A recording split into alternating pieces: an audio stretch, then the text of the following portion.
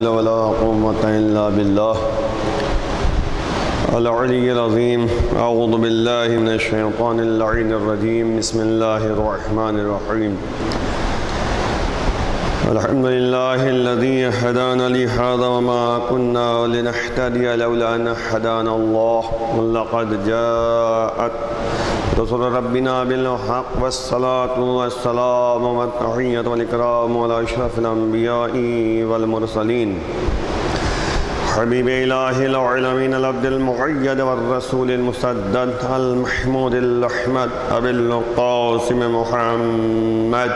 اللهم صل على محمد وآل محمد وعلى أهل بيته الطيبين الطاهرين المعصومين المظلومين وحماة المستضعفين، لا سيما بقية الله في الأرضين، واللعنة الدائمة على أعدائهم أجمعين من الآن إلى قيام يوم الدين. رب اشرح لي صدري ويسر لي أمري واحلل عقدة من لساني يفقهوا قولي. أما بعد، فقد قال الله تبارك وتعالى في كتابه الكريم وهو أصدق الصادقين وقوله الحق: افحسبتم انما خلقناکم عبثا. اعزائے گرامی، مختصر سا بیان، گفتگو جو قرآن کریم کی آیہ کریمہ کے ذریعے شروع ہو رہی ہے کہ ارشاد رب العزت: افحسبتم انما خلقناکم عبثا. کیا تم یہ گمان کرتے ہو، کیا تم یہ سوچتے ہو کہ ہم نے تم لوگوں کو بیہودہ اور عبث خلق کیا ہے؟ اب آپ غور کیجئے کہ یہ سوالیہ جو جملہ قرآن میں موجود ہے کہ پروردگار کہہ رہا ہے کہ کیا تم یہ گمان کرتے ہو، کیا یہ تم سوچتے ہو کہ ہم نے تم کو بیہودہ اور عبث خلق کیا ہے؟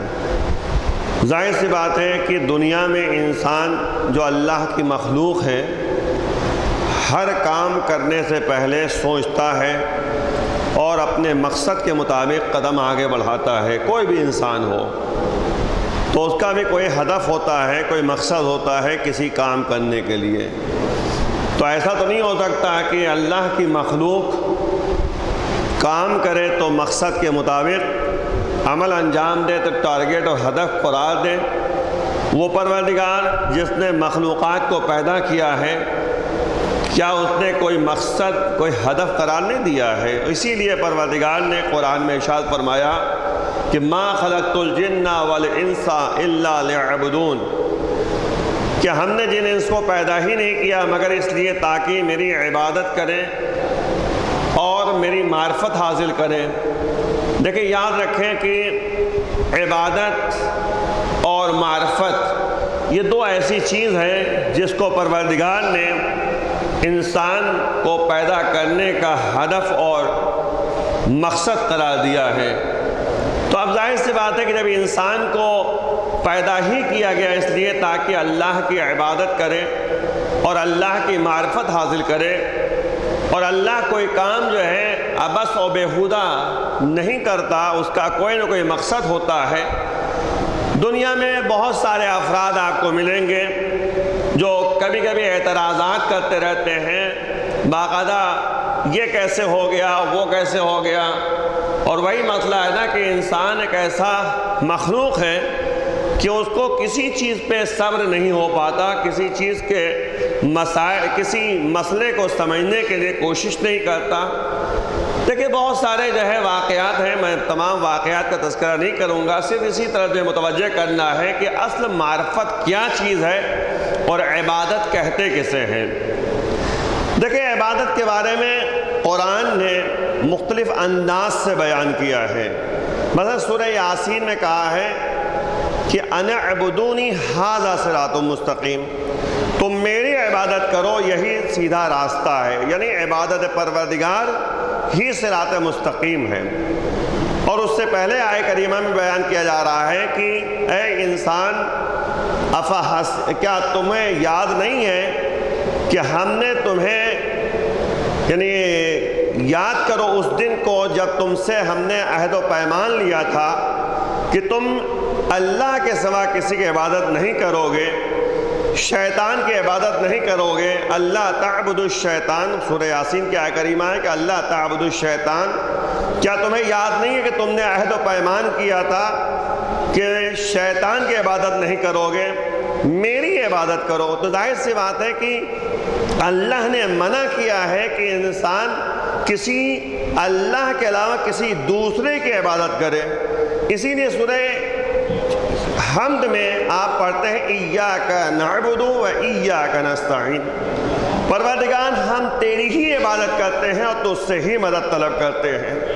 دیکھیں یہی ہے وحدانیت اور توحید، کہ ہم جو بھی کام کریں اللہ کا تذکرہ کر کے، اللہ کا ذکر کر کے، اللہ کو یاد کر کے اور اسی کی مرضی کے مطابق عمل کریں تو یہ عبادت پروردگار ہے۔ دیکھیں عبادت صرف نماز کا نام نہیں ہے، عبادت صرف جو ہے روزے کا نام نہیں ہے، عبادت صرف جو ہے خمس اور زکوٰۃ اور حج کا نام نہیں ہے، بلکہ عبادت اسے کہتے ہیں کہ ہر وہ کام جو اللہ کی مرضی کے مطابق ہوتا رہے اسے عبادت پروردگار قرار دیا جاتا ہے۔ ورنہ بہت ساری نمازیں ایسی ہو جائیں گی کہ اگر اللہ کی مرضی کے مطابق وہ نماز نہیں پڑھ رہا ہے تو بھی وہ عبادت نہیں ہے، جبکہ جو ہے نماز بہترین عبادت ہے۔ ان قبلت ما سواہا، اگر نماز قبول ہو گئی تو دوسرے اعمال قبول ہو جائیں گے۔ وَإِن ردت ما سواہا، اگر نماز رد ہو گئی تو دوسرے اعمال بھی رد ہو جائیں گے۔ تو یاد رکھیں کہ عبادت صرف جو ہے نماز روزے کا نام نہیں ہے، بلکہ ہر وہ کام جو اللہ کی مرضی کے مطابق ہوتا رہے۔ اگر آپ جو ہے کسی کی مدد کر رہے ہیں اللہ کی مرضی کے مطابق، وہ بھی عبادت پروردگار ہے۔ لیکن یہ یاد رکھیں کہ مولا نے یہاں تک فرمایا ہے نہج البلاغہ میں کہ اگر انسان فرائض کو چھوڑ کر نوافل کی طرف جانے لگے تو وہ بھی مناسب نہیں ہے، یعنی ایسے نوافل کا فائدہ نہیں ہے جس کی وجہ سے جو ہے واجبات ترک ہو جائیں، فرائض ترک ہو جائیں۔ تو فریضہ پہلے ہے، واجبات پہلے ہے۔ تو انسان کو یہ سمجھنا چاہیے عبادت پروردگار کس طرح ہمیں انجام دینا ہے، اللہ کی عبادت کس طریقے سے کرنی ہے۔ تو اس کے لیے ہمیں چند باتوں کی طرف دھیان دینا ہوگا۔ ایک تو واجبات کیا ہیں، مستحبات کیا ہیں، مکروہات کیا ہیں، احکام الہیہ کو سمجھنے کی ضرورت ہے۔ اسی کے مطابق اگر انسان کسی کام کو انجام دے گا تو وہ جو ہے فائدہ اس کو دنیا اور آخرت دونوں میں ملے گا۔ لیکن اگر انسان جو ہے بغیر سوچے سمجھے کسی کام کو انجام دے، مثلا رسومات ہیں، رسم کو انجام دے رہا ہے، یہ سمجھ نہیں آ رہی اسی بات کہ یعنی یہ مستحب کام ہے یا واجب کام ہے، کون سا کام ہے۔ تو اس لیے جو بھی کام انسان احکام الہیہ جو بھی ہے، حکم الہی جو بھی ہے، اگر اس کو صرف اس بنیاد پر جو ہے انجام دے کہ اللہ کی مرضی ہے یا نہیں ہے، واجب کی حیثیت سے ہے، مستحبات کی حیثیت سے ہے، اسی کے مطابق جو ہے اگر انسان کام کو انجام دے گا تو وہ عبادت پروردگار ہے۔ اسی لیے آپ دیکھیں کہ ہر کام سے پہلے جو عبادت پروردگار ہے اس میں نیت کی ضرورت ہے۔ وضو کر رہے ہیں تو بھی نیت، تیمم کر رہے ہیں تو بھی نیت، اگر نماز پڑھ رہے ہیں تو بھی نیت، اگر خمس نکال رہے ہیں تو بھی نیت۔ یعنی یاد رکھیں واجبات میں بھی نیت ہے، مستحبات میں بھی نیت ہے، نماز شب پڑھ رہے ہیں تو نیت ہے، جو بھی کام کر رہے ہیں بہرحال نیت کیا ہے؟ قربتاً الی اللہ۔ تمام باتوں کو اگر آپ خلاصہ طرز کے جلدی سے آپ کے سامنے کہ قربتاً الی اللہ، قربتاً الی اللہ کا مطلب کیا ہے؟ اللہ سے قریب ہونا، اللہ سے قریب ہونا۔ تو بس ایک بات سمجھ میں آ گئی کہ عبادت پروردگار یعنی ہر وہ کام جس کے ذریعے اللہ سے قریب ہو جائے، اللہ سے قریب ہو جائے۔ تو ہر وہ کام جو اللہ سے قریب ہونے کا ذریعہ بنے وہ عبادت پروردگار ہے۔ اگر آپ غور کریں تو دیکھیں گے کہ عبادت کا اصل مفہوم اس طریقے سے سمجھا جا سکتا ہے کہ آپ پہلے زمانے میں جب غلام ہوا کرتے تھے، پہلے زمانے میں غلام ہوا کرتے تھے اور ان غلاموں کا جو ہے سسٹم یہ ہوتا تھا کہ وہ جو بھی کام کرتے تھے وہ اپنے آقا کی مرضی کے مطابق کرتے تھے۔ آپ غور کریں پہلے زمانے کے واقعات کو اگر آپ دیکھیں تو جتنے بھی غلام گھر میں ہوا کرتے تھے وہ صرف جو ہے اپنے آقا کی کے اشارے کو دیکھتے تھے، ان کی مرضی کیا ہے۔ اس نے کہا اتنے بجے جو یہ کام کرنا ہے تو وہ اتنے بجے وہ کام کرے گا مثلاً، ہے نا۔ تو وہی یہاں پر مسئلہ ہے کہ عبادت پروردگار یعنی عبدیت کا اظہار کرنا، بندگی کا اظہار کرنا، کس طریقے سے یہ دیکھنا ہے کہ اللہ اس وقت ہم سے کیا چاہتا ہے، مرضی پروردگار کیا ہے۔ اسی لیے آپ دیکھیں مولا متقیان علی بن ابی طالب علیہ السلام، اللہم صلی علی محمد وآل محمد، فرماتے ہیں کہ العبودیت خمسۃ اشیاء، بس جلدی آپ کے سامنے، عبودیت 5 چیزیں ہیں، عبودیت بندگی 5 چیزیں ہیں۔ دیکھیں مولا نے جو ہے تمام چیزوں کا خلاصہ جو ہے ان 5 چیزوں میں بیان کیا ہے کہ عبدیت کہتے کسے ہیں، بندگی کہتے کسے ہیں۔ اب اگر ان 5 چیزوں کو انسان ذہن میں رکھے جو اس کی بندگی کا نچوڑ مولا فرما رہے ہیں، تو پھر واجبات تو بندگی کا مین معیار ہے، مین مسئلہ ہے۔ جب یہ 5 چیزوں کو بندگی قرار دیا پروردگار نے، کیا کہا؟ نمبر 1 خلاء البطن، پیٹ کا خالی رہنا۔ اب یہاں پہ جو ہے پیٹ کا خالی رہنے کا مطلب یہ تھوڑی نہ ہے کہ انسان بھوکا رہے۔ مسئلہ یہ ہے کہ انسان جب بھی کھانا کھائے تو یہ غور کرے کہ ہم کس کا کھا رہے ہیں، کون ہمارا رازق ہے، اور حلال کیا ہے، حرام کیا ہے۔ ورنہ مولا کا وہ قول جو کربلا کے میدان میں مولا حسین نے فرمایا تھا کہ تم لوگوں کے اندر میری بات کا اثر اس لیے نہیں ہو رہا ہے، قرآن کی بات کا اثر اس لیے نہیں ہو رہا ہے، نبی کی بات کا اثر اس لیے نہیں ہو رہا ہے کیونکہ تمہارے شکم میں حرام غذا پائی جا رہی ہے۔ غور کیا آپ نے؟ تو مولا نے ریزن بتایا، وجہ بتا دی کہ اگر باتیں سمجھ میں نہیں آ رہی ہیں، حق باتیں اگر کوئی قبول نہیں کر رہا ہے، تو یاد رکھے، دیکھے کہ کہیں شکم میں حرام غذا تو نہیں پائی جا رہی ہے۔ تو غور کیجئے گا، ہم مولائی ہیں، مولا حسین کو مانتے ہیں، ہم ائمہ طاہرین کو مانتے ہیں، تو ان کی باتوں کو بھی دھیان ہمیں دینا چاہیے۔ یہ مولا فرما رہے ہیں کہ حرام غذا اگر شکم میں ہے تو حق باتیں انسان قبول نہیں کرے گا۔ تو اب یہاں پر یہی مسئلہ ہے کہ خلاء البطن کا مطلب یہ ہے کہ انسان پیٹ کا کچھ حصہ خالی رکھے تاکہ انسان کا جو ہاضمہ ہے وہ کمزور نہ ہونے پائے۔ ورنہ کیا ہوتا ہے، ڈاکٹری لحاظ سے بھی اگر آپ دیکھیں، باہر عروضہ نہیں جانا ہے مجھے، تو مولا فرماتے ہیں کہ اپنے شکم کو 3 حصوں میں تقسیم کرو، ایک کھانا، ایک پانی اور ایک ہوا۔ اور ظاہر سی بات ہے کہ یہ پہلی بندگی کی نشانی ہے کہ انسان جب کھانے کا دھیان رکھے گا تو ہر وہ کام انجام دے گا جو پروردگار کی مرضی کے مطابق ہے، کیونکہ مولا نے ریزن بتائی ہے، وجہ بتائی ہے کہ شکم میں اگر حرام غذا پائی جا رہی ہے تو انسان حق باتوں کو قبول نہیں کرے گا۔ تو بندگی اور عبادت کے لیے جو ہے مین پوائنٹ یہ ہے کہ انسان کھانے کا دھیان دے۔ اب کھانے کا دھیان دینے کا مطلب یہ ہے کہ حرام غذا نہ کھائے، حلال غذا کی طرف جائے، رزق سے حلال کی طرف جائے۔ اب آپ غور کریں، بات آگے تو ایک جملہ کہہ کے تیز آگے بڑھا دوں کہ عبداللہ مبارک جو بہلول کے پاس آتے ہیں، کہتے ہیں بہلول مجھے کچھ نصیحت فرما دیجئے، مجھے واعظ و نصیحت فرما دیجئے۔ تو بہلول دانا کہا کہ میں تو دیوانہ ہوں، میں کیا بتاؤں؟ تو عبداللہ مبارک نے کہا کہ نہیں، آپ کے اندر حق بیانی کا مادہ پایا جاتا ہے، آپ کے اندر جذبہ ہے حق بیانی کا، آپ حق باتیں بتاتے ہیں، تو ہمیں واعظ و نصیحت کیجئے۔ تو عبداللہ مبارک سے بہلول نے کہا کہ 4 شرطیں ہیں۔ غور کیجئے گا، اسی مناسبت سے چند باتیں عرض کرنی ہے کہ ہمیں غور کرنا چاہیے کہ آخر کچھ باتیں ایسی ہوتی ہیں جس سے ہم توجہ نہیں کر پاتے۔ تو بہلول دانا کا 4 شرطیں ہیں۔ کہا کون سی شرطیں ہیں؟ کہا پہلی شرط یہ ہے کہ جب بھی تم نافرمانی کرنا چاہو، اللہ کی معصیت کرنا چاہو، گناہ کرنا چاہو، تو پھر اللہ کا رزق چھوڑ دو۔ اب آپ غور کیجئے، بہلول نے پہلی بات بتائی ہے کہ اگر تم اللہ کی نافرمانی کرنا چاہتے ہو، اللہ کی معصیت کرنا چاہتے ہو، گنہگار بننا چاہتے ہو، گناہ کرنا چاہتے ہو، تو اللہ کا رزق چھوڑ دو۔ تو بہلول دانا نے جب یہ جملہ کہا تو عبداللہ مبارک یہ کیسے ہو سکتا ہے؟ ہمیں اگر دنیا میں زندہ رہنا ہے تو کچھ کھانا ہے، کچھ پینا ہے، رزق تو بہرحال تلاش کرنے. بہلول دانا نے کہا کہ اگر تم اللہ کا رزق نہیں چھوڑ سکتے تو اللہ کی نافرمانی کیسے کرتے ہو؟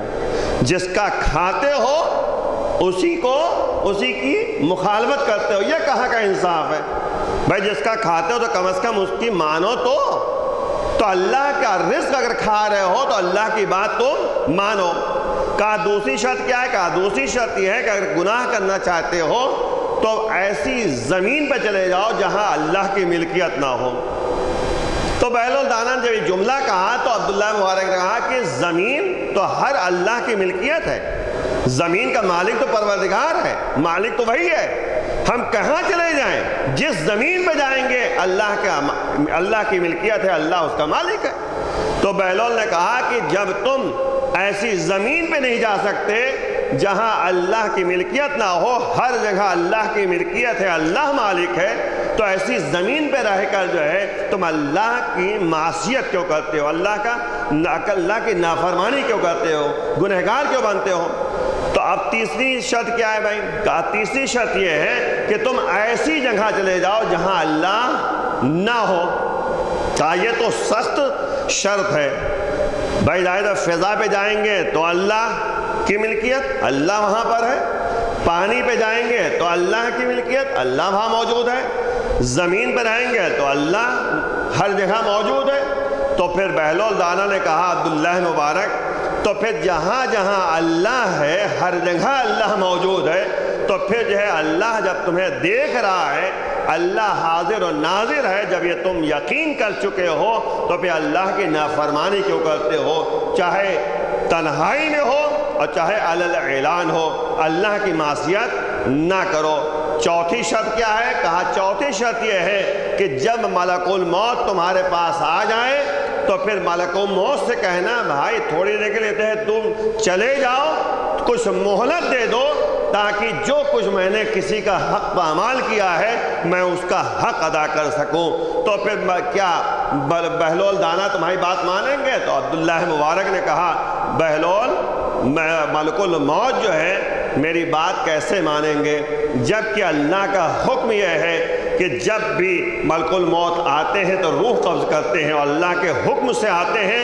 تو جب ملک الموت آئیں گے تو ہمیں مہلت نہیں دیں گے. تو بہلول دانا نے کہا کہ جب تمہیں یقین ہے کہ ملک الموت ایک لمحے کی مہلت نہیں دیں گے تو پھر ایسا کیوں کرتے ہو کہ بعد میں پچھتاوا ہو جائے؟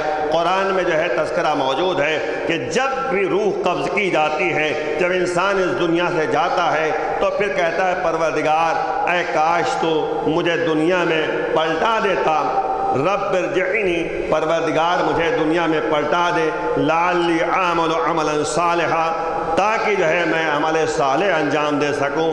تو کلا کی آواز آتی ہے، ہرگز ایسا نہیں ہو سکتا. تو مہلت ہمیں دی گئی ہے. اب جتنے سادی مہلت دی گئی ہو، ہمیں زندگی دی گئی ہے، ہمیں اللہ کی طرف سے نعمتیں دی گئی ہیں، اس کا صحیح استعمال کر کے اللہ کی نافرمانی نہ کرتے ہوئے اللہ کی اطاعت میں زندگی بسر کرنا، یہ ہماری زندگی جو ہے ہماری یعنی زندگی کا معیار بننا چاہیے، جس کو اللہ نے بیان کیا کہ مقصد خلقت صرف عبادت پروردگار ہے. تو اب آپ غور کریں کہ پہلی بات مولا فرماتے ہیں کہ خلع البطن، پیٹ کا خالی رہنا.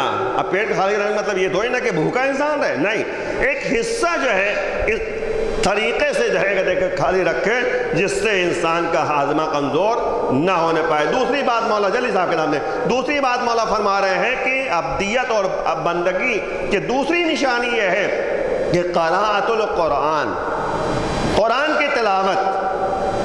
آج ہم لوگ جو ہے قرآن سے کتنا دور ہیں. ہم عبادت کرنا چاہتے ہیں نا، بندگی کی نشانی ہمارے لیے ہے نا، بندگی کا اظہار کرنا چاہتے ہیں. بھائی قرآن جو ہے اللہ کا کلام ہے. مولا فرماتے ہیں کہ جب تم چاہتے ہو کہ اللہ سے بات کرو تو دعا کرو، اور اگر تم چاہتے ہو کہ اللہ تم سے باتیں کرے تو قرآن کی تلاوت کرو. کون نہیں چاہتا کہ اللہ اس سے باتیں کرے؟ تو قرآن کی تلاوت یعنی اللہ آپ سے باتیں کر رہا ہے. ہم لوگ قرآن سے کتنا دور ہو گئے. اسی لیے مولا فرماتے ہیں کہ جس گھر میں قرآن کی تلاوت ہوتی رہے گی اس گھر میں فقیری نہیں آ سکتی. اب تیسری بات جلدی صاحب کے سامنے تیسری بات مولا فرماتے ہیں قیام اللیل، رات کے کسی حصے میں اللہ کی بارگاہ میں کھڑا ہو جانا، یعنی نماز پڑھنا۔ نماز شب کتنے رکعت ہے؟ 11 رکعت، 11 منٹ 15 منٹ انسان نماز سے پہلے اٹھے، اذان سے پہلے اٹھے اور نماز شب پڑھ لے۔ چوتھی بات کیا ہے؟ التضرع عند الصبح، جلدی آگے سامنے مولا فرماتے ہیں کہ چوتھی جو ہے صفت یہ ہے عبدیت و بندگی کی، وہ یہ ہے کہ اللہ کی بارگاہ میں صبح کے وقت تضرع کرنا، گڑ گڑانا۔ تضرع مانے گڑ گڑانا۔ اب ظاہر سی بات ایک فقیر ہمارے دروازے پہ آتا ہے، مولا فرماتے ہیں جس طرح فقیر تمہارے دروازے پہ آ کر گڑ گڑاتا ہے ویسے تم اللہ کی بارگاہ میں گڑ گڑاؤ۔ اس کے لیے مولا فرماتے ہیں کہ صبح کے وقت جو ہے گڑ گڑانا یہ بندگی کی بہترین نشانی ہے کہ انسان اللہ کی بارگاہ میں گڑ گڑائے، تضرع کرے۔ پانچویں نشانی مولا فرماتے ہیں البکاء من خشیت اللہ، اللہ کے ڈر سے، اللہ کے خشیت سے، اللہ کے خوف سے جو ہے بکا کرنا اور گریہ زاری کرنا۔ یہ 5 چیزیں مولا جو ہے بندگی کی نشانی فرما رہے ہیں۔ تو مین پوائنٹ یہ ہے کہ جو یہ 5 چیزیں جو کہ آپ غور کریں تو اس میں واجبات کا تذکرہ نہیں ہوا ہے، لیکن واجبات کی فریضہ ہمارے لیے قرار دیا گیا ہے کہ انسان قرآن کی تلاوت کرے، قرآن سے دور رہے گا تو اللہ کا عذاب نازل ہوگا۔ اسی طریقے سے جو ہے اللہ کی بارگاہ میں جو ہے تضرع کرنا، گڑ گڑانا، یہ ہمارے فائدے کے لیے ہے۔ تو جب یہ 5 چیزیں ایسی ہیں جو واجبات میں نہیں ہیں، اس کو جو ہے مولا نے جو ہے بندگی کی نشانی بتائی ہے، تو اس کے علاوہ جو واجبات ہیں تو اسے پہلے انجام دینا ہوگا، کیونکہ پہلے واجبات انجام دینا ہے، محرمات کو چھوڑتے ہوئے اس کے بعد جو ہے مستحبات کی طرف جانا ہے۔ تو اس لیے ہمیں احکام کو سمجھنے کی ضرورت ہے کہ واجب کیا ہے، مستحب کیا ہے، اور کہتے ہیں ہمارے لیے کون کون سے فریضے قرار دیے گئے ہیں۔ اس لیے توجہ کر کے جب انسان زندگی بسر کرے گا تو عبدیت کی بہترین نشانی قرار پائے گی۔ ہم جو ہے کہتے ہیں ہمارے لیے مولا کائنات ہم جو ہے یقین رکھتے ہیں کہ کائنات کے مولا ہیں، ہمارے مولا ہیں۔ تو بھئی مولا جب ہم مانتے ہیں تو ہمیں عبد اور غلام بن کے جو ہے زندگی میں اس طریقے سے رہنا ہے کہ ہم صحیح معنوں میں غلام کا اظہار کر سکیں کہ ہم عبدیت ہمارے اندر پائی جاتی ہے۔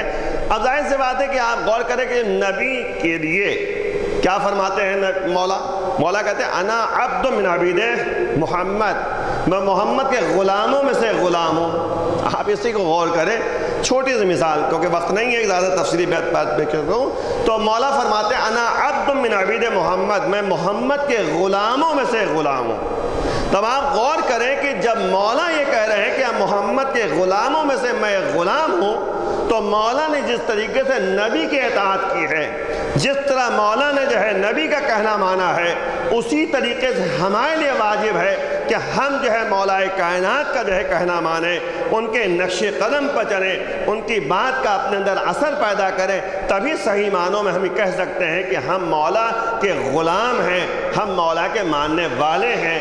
ظاہر سی بات ہے امام المتقین ہم کہتے ہیں، مولا کائنات ہم کہتے ہیں، تو یہ سب جو ہے ہمیں عمل کر کے دکھانا ہوگا۔ اور ظاہر سی بات ہے کہ اگر آپ اس کو دیکھیں، غور کریں تو ایک واقعے کے ذریعے بات کو اور واضح کرتا چلو جلدی صاحب کے سامنے۔ امام موسیٰ کاظم علیہ السلام کے زمانے کا واقعہ ہے، اللہم صلی اللہ محمد وآل محمد وعجل فرج۔ فرماتے ہیں کہ روایت میں موجود ہے کہ جب مولا ایک مرتبہ گزر مولا کا ہو رہا تھا ایک گلی سے، راستے سے، تو ایک گھر سے گانے و بجانے کی آوازیں آ رہی تھیں۔ اب آپ غور کریں اس سے عبدیت کا اظہار کیسے کر سکتے ہیں، کیسے ہم اس بات کو جو ہے پیش کریں کہ ہم واقعی مولا کے غلام ہیں۔ تب آپ دیکھیں مولا ادھر سے جا رہے ہیں تو ایک گھر سے گانے اور بجانے کی آوازیں آ رہی ہیں، ادھر سے ایک کنیز جو ہے گھر سے باہر نکلتی ہے کسی کام کے لیے، کوڑا وغیرہ پھینکنے کے لیے، تو مولا نے اس سے کہا کہ یہ بتاؤ اس گھر کا مالک آزاد ہے غلام؟ اور کہ ایک جملہ ہے جلدی سے، مولا ہے یا غلام، یعنی اس گھر کا مالک مولا ہے یا غلام؟ مولا ہے یا غلام؟ آقا ہے یا غلام؟ تو اس کنیز نے کہا کہ مولا ہے۔ تو مولا نے ایک جملہ کہا کہ اگر یہ غلام ہوتا تو ایسا نہ کرتا۔ ایک جملہ سے کہا مولا نے، کیا کہا؟ اگر غلام ہوتا تو ایسا نہ کرتا، یعنی اس گھر میں گانے اور بجانے کی آوازیں آ رہی تھیں تو مولا نے کہا اگر غلام ہوتا تو ایسا نہ کرتا۔ یہ کہہ کر مولا آگے چلے گئے۔ تو جب جو ہے آگے مولا چلے گئے تو یہ کنیز گھر میں گئی، اس نے جو ہے مالک نے پوچھا کیا کس سے باتیں کر رہی تھی، بتایا اس نے پوری بات۔ تو اب آپ غور کریں ایک کنیز کی زبان سے یہ جملہ جو ہے بشر حافی تک پہنچائے. غور کیجئے گا.